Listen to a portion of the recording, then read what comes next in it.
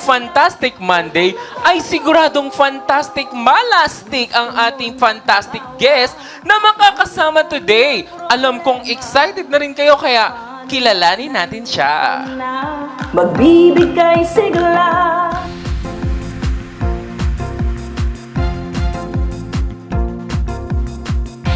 Ready na siyang makipagkulitan at tawanan.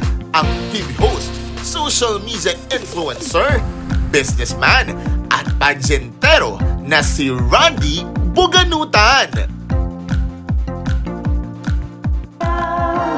Talagang tunay na napakagwapo ng ating fantastic guest ngayong umaga, ang model, artist, TV, and event host at vlogger. At meron pa pala, TikToker at business owner na si Randy Gasang!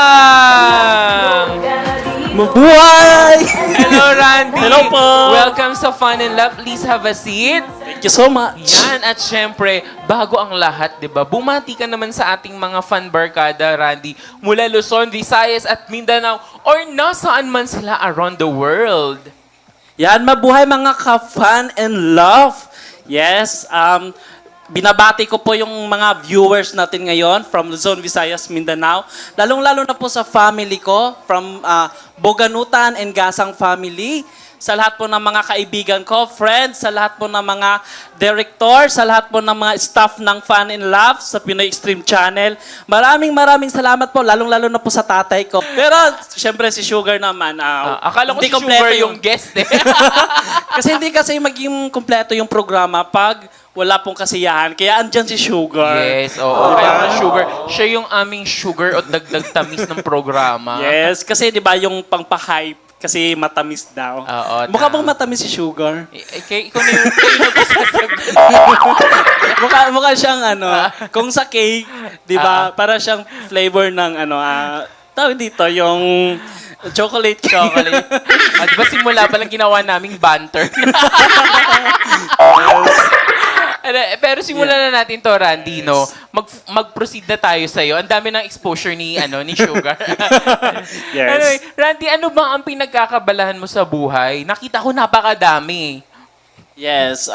As of the moment po, in-house event host po ako ng The Gown and Event Management by Tuting. So, nagkikater po kami ng mga weddings, birthdays na hino-host po namin at saka all production na din po yon by Mamo Derwin Lipardo. Hi, Mamo! Yan. And of course, din pa ako, nag-host din po ako, TV host din. Wow. Same with you. So, Kaya naman pala napakagiliw talaga ni Randy, no? Talagang ramdam na ramdam mo yung presensya niya. Yes. Dahil siya ay isang event host din. at saka, pagod pa, puyat. Alas 8 ako nag-out sa work, then diretso ako dito, 9. So sinusumbatan mo kami yan, Randy. Kasi nag-expect kasi ako na mamumove ang schedule ko. Kasi okay. may kumausap sa akin, di ba, na gusto niya mag-move kami kasi nga parehas kami ng schedule na Okay. Mga nagkaka- ganyang bagay sa barangay natin yan tatawa. Yes, kasi kailangan may kapitan. Yes. Pero ito bang pinagkakabalahan mo? Kamusta naman ang mga buhay-buhay? Paano mo na-handle lahat yun, Randy, in one? So, nahahandle ko siya lahat, pero may sinsacrifice akong isa. Ano yun? Walang love life. Ay, walang love life. walang nagte-text, walang nagko-calls, walang nag-good morning, kumain ka na ba? Meron naman kami dito available. Yung binati kong Father's Day. Yun po yung nasa sacrifice.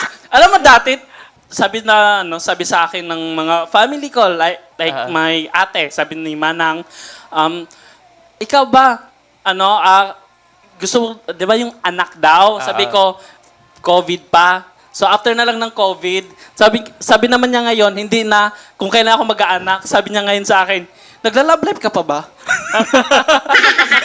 Sabi ko, wala. Nagmamadali Oo. sila, no? Kasi malapit na tayo lalampas sa kalendaryo eh. Oo. Ilang taon ka na ba, Randy? I'm 29 years old. Wow, 29. Yes. Yung isa naming host, 49 naman.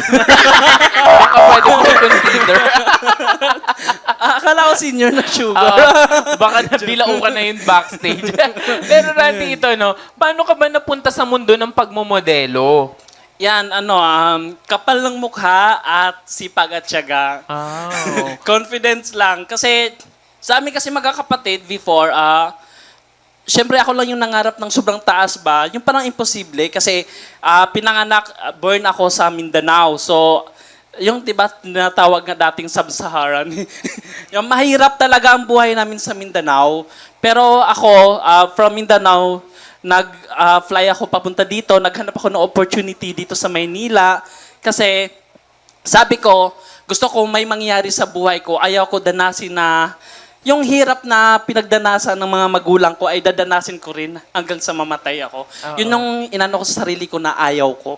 Yes, kasi bilang katulad natin no na lumaki tayo sa hirap kasi Yes. ang mga magulang naman natin ay hindi din naman talagang pinalad sa buhay at hindi nila kasalanan yun, 'di ba? At Oh. Siyempre, 'di ba, ako aminin ko nung mula ako elementary hanggang nag-graduate ako ng high school, never ako nakatikim ng Jollibee, Chowking. Lahat ng fast food wala kasi wala sa amin. oo nga, binanggit mo na baka magbayad tayo dito, Randy. Ha? Yan, yung mga Baka mga fast food yan. Never ako nakatikim yan na pagdating ko dito kahit araw-arawin mo kaya. Oo, totoo yun. Alam mo, Diba? ganun din, iba talaga yung feeling, no? Kasi Yes. dati, parang napaka-luxury na sa atin na makakain sa mga fast food chain, di ba? Yes. Ako nga naalala ko, nanay ko nang nangungutang pa din sa lending pag nagre-reloan yun or nagre-renew yun, kakain kami. Tsaka yung kanin natin doon, di ba, sa amin dati, yung kanin namin, yung corn na giniling. Oo. Tas Para pag mayaman ka, pag rice. Yung substitute yung corn. Oo. Pero more on palagi corn kasi walang pang rice na. Ito naman, Randy, no? Paano ka napasok sa pagiging isang modelo at sino naman yung mga inspirasyon mo dito? Napasok ako dun before kasi mahilig ako maghubad. Yan, so yung brief ganyan. Tapos ngayon may photographer na kumontak sa akin tapos sabi niya may ka-tie up siya na designer. Then sabi niya sa akin na pwede ka ba mag-model? I-try mo lang i-model yung brief. So, syempre Underwear ako or lang menswear, oo. So yung underwear naman, 'di ba, yung parang regular lang. Hindi ko naman kasi akalain nang ipapamodel sa akin yung parang one piece bikini, yung parang gano'n na yung as in Huwag mo lang ituro. May MTRCB pa tayo. parang yun na lang yung nakatatabunan. Okay. Yes. Pero kamusta naman yung experience na yun? Na proud ka naman after? Ako naman, sa ngayon kasi nag-change na ako pero gusto ko bumalik ulit. Na proud naman ako sa sarili ko kasi pinagdaanan ko siya, nalampasan ko siya. And ngayon, isa yun sa mga nag-open ng door sa akin na makapag-collab to other guests, to other person naman, na mga kilala din. Oo, Yes. kasi talagang kapag pinasok mo yung pagmamodel, dapat parang ready ka din to show some skin, no? Yes. Kasi parang lalo na sa mga ibang brand. Oo. Tapos kailangan mo din minsan Kaya dati tinatanong ako ng mga kapatid ko, tinatanong ako ng pamangkin ko, ganyan. Bakit ka nagpo-post ng naka-brief lagi? Oo. Hindi ko lang masabi sa kanila kasi di naman nila maintindihan na nagmo-model nga ako. Kasi 'di ba pag hindi naman natin discriminate or yung parang 'di ba yung instinct ng mga taga Mindanao or instinct ng mga taga probinsya pag galing doon tapos magpo-post ka ng mga ganun sa social media mo, bastos na yun sa kanila. Oo. Which is pag nandito ka sa highly urbanized na siya, medyo Parang normal. Oo, normal. Akala nila catalog ng Avon Yes. kasi. Akala nila katalog ng Avon yung ko. Pero yung dito naman, mall. balita ko ay isa ka din dong vlogger. Yes, nag-start na din po tayo ng mga vlogging. Ngayon pa lang nag-start. Yes, nag-start kasi natigil ako before kasabayan ko yung sina Jo sa Poco. Sa Batangas ako nag-start. Then, syempre, pag nagwo-work ka, so magbabayad ka pa ng, 'di ba? Pag wala ka masyadong, may friend ka pero yung magsusupport, 'di ba, minsan wala. Lalo pag nag-start ka ng vlog. So doon tumigil ako kasi financially naman. Financially. Oo, kasi okay. ang hirap kasi babayaran mo pa yung mag-video tapos papamasahin mo pa. Oo, kasi lalo As na in- kapag wala kang kaalaman sa pag-i-edit, 'di ba? Yes. Totoo 'yun. Oo. Pero dito, bakit mo naman naisipan na maging isang vlogger? At bakit gusto mo naman siyang i-push through na ulit ngayon? Kasi gusto ko ulit makilala sa social media yung ini-aim ko na popularity. Kasi syempre, nag-start na ako before, gusto ko bumalik, gusto ko naman ngayon. Isa lang kasi ginugol ko ngayon eh. Gusto ko makita yung mukha ko sa EDSA. Naka-billboard. Naka-billboard. Oh, bakit hindi naman masama, di ba? Sabi nga nung nanligaw sa akin dati, sabi niya, magkano ba yung billboard sa EDSA? Oo. Mas maganda ng pangarapin mo billboard sa EDSA kesa sa NBI, di ba? Basta wag na yung nakatakip, nakamas. Oh, hindi naman masama. Yun, malay mo, di ba? Ang daming nagsisimula sa pagbablog na ngayon ay mga sikat na mga brand endorser na, Yes. di ba? Yes. Ayan. Pero dito naman, balita ko din ay nasama ka sa isang ka-lookalike. Tama ba? Yes, that time kasi nag-auditions ako for Kalokalike. Then ngayon, nang pagka-audition ko, so nandun, nag-VTR na kami. Tapos, after 4 days, kinontak ako ulit for salang. Ang problema, nung pang-salang ko is nandun yung taping, di ba taping na yon? Yun din yung time ng event na kasal. Okay. Yung kasal kasi 5 months yun pinirepare.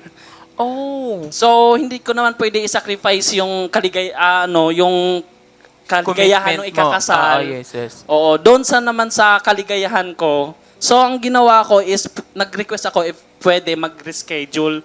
Eh, hindi na inabot kasi nag-semifinals. Nag-semifinals. Pero na. ka-friend ko yung mga kalokalike kasi nandun na ako sa GC. Oh, at least, di ba, nakilala mo pa oo. din sila. Pero, speaking of that, no, paano ka naman naging isang TV host ng Mix and Match na napapanood din sa Pinoy Extreme Channel, di ba? Yes. Ano lang siya, nag-auditions lang din ako. Ang nga yun eh, yung auditions namin yun, parang, lang siya, yung impromptu lang. Kasi, ang host kasi ng dati, yung Mix and Match host dati is, isa siya sa mga nag-fashion show, then ako yung host. Ang sabi, try mo mag-auditions, baka matanggap ka. So, nag-auditions ako doon. Wala akong alam kung anong gagawin. Kasi, syempre TV, di ba? Pag sinabi mong TV, pag nagkakamali ka dyan, mababash ka, maano ka. Kaya sabi ko, gusto ko yung hindi masyado seryoso para if ever magkamali, hindi tayo mababash. Oo, tama. Para Yes. wala kang sinusundan na criteria, no, na Yes. standards. Oo. Pero ito bang programa mo sa Mix and Match ng EuroTV? Ano ba ito? Tell us something about your program. Ang programa po ng Mix and Match ay ang show kung saan kahit sinong tao na may pambihira at natatanging talento na kayang ipamalas, mapasayaw, kanta, drama, modeling, acting o ano pa yan ay ikaw ang bida. Wow, pang Pilipinas Got Talent. Yan, so may mga talent yan. Oh, yes. At alam kong invested na kayo, pero oops, wait muna at bibitinin muna namin kayo dahil sa ating pagbabalik ay pagpapatuloy natin ang ating kwentuhan kasama ang ating fantastic guest na si Randy. Yan ay sa pagbabalik ng iyong programang sigurado ang fun at sure na sure ang laugh. Ang fun and laugh with Ron! And laugh, nood ka na dito. Fun and laugh, at na ma-enjoy mo. Fun and laugh, masaya dito.